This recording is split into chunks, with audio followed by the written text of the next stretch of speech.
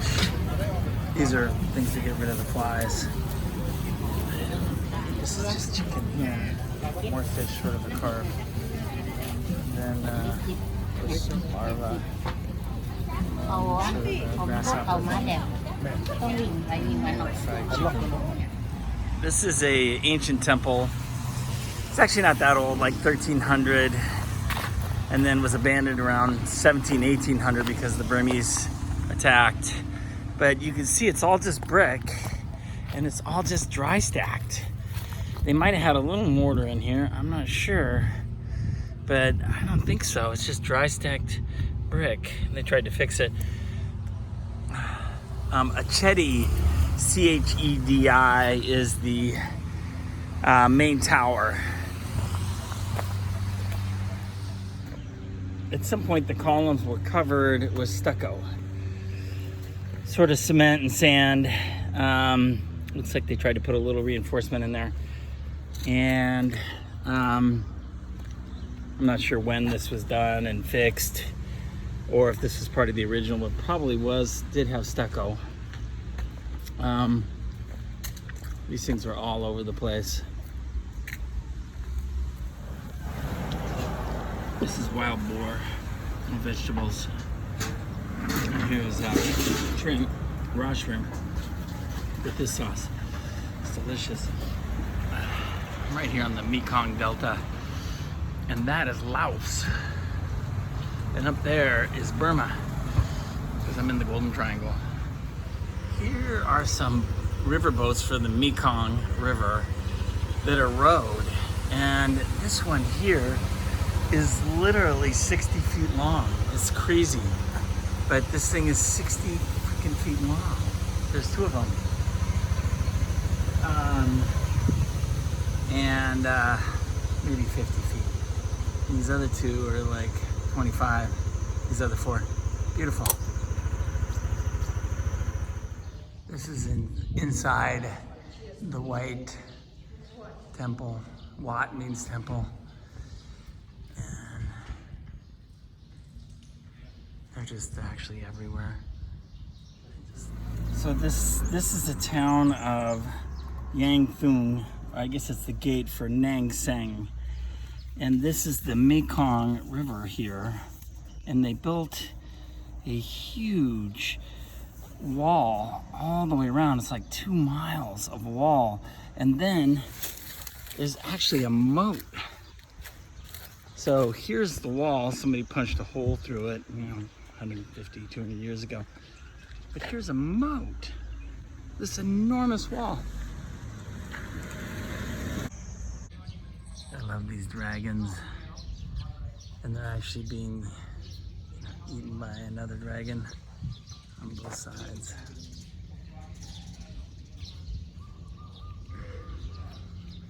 One of the most fascinating things about coming to Thailand and seeing all of the temples, including Vietnam, the Buddhist shrines, temples, is the architecture. And so they all have this one style where they have gables that run down the middle, but then they relief it a little bit and they bump it out just to kind of break up the big roof.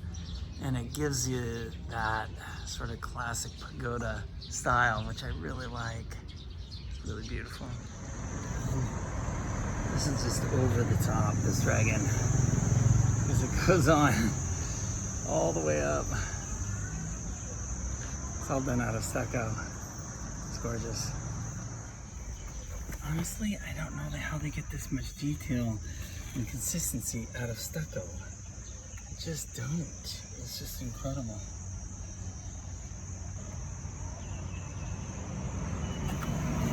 They made all these brackets. Oh, they're just incredible. I don't know if they're applied in the first couple of days. You can't wait too long.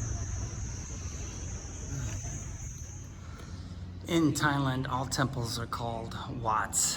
Wat means divider or separation, and usually means wall. And the separation, or the wall, kept the secular world out that wasn't enlightened. So the enlightened people could enter, but the secular people could not. And So this town, but what's amazing about this old Wat here is this incredible carving. And we have a table that's carved like this. And I thought it was Chinese, but I think it's probably Thai. It's incredible. Wow, there's the monks. You can see the temple. Teak is the tree that's all this is made out of. It's strong and lasts forever. Oh, beautiful. I just can't get over the stucco work that is 100% intact. It's just stunning. This is the tail of the serpent that goes all the way down. You can see a couple of scales have popped off from trauma. And this is applied to the concrete form, or the concrete once it's formed. It's just incredible. It's really incredible. Gotta love this. This is all rice here, which are terraced and on this flat ground. And here's the irrigation ditch. But then what they do is they've got to flood the field. So they just wheel this gas-powered motor, and it has on a pulley, and then probably has an impeller down here that is pulling the water up, and they're flooding this field. And they're almost done. Oh, it looks like they've opened it up over there, and now it's going to go into that field too, and follow the other one. Here's the Mekong Delta, and it goes up between Burma, Myanmar, and Laos. And this is the Golden Triangle. And this river, which I don't know what it is, not the Mekong, separates Thailand and Burma. And then Laos is over there. So this is the Golden Triangle. I think a lot of people are disappointed thinking that they could step foot in all three countries at one time, but it's actually out there in the middle of the river. Here is a bronze statue, and I don't think this is too. I can't read it, the Thai. Boy, oh boy, it's just so unstunning. I just can't get over it. Unbelievable. Northern Thailand is just dynamite.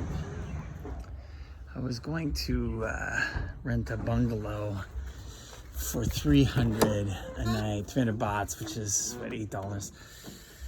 And I showed it to me, then I upgraded to $12 to the room with the bed.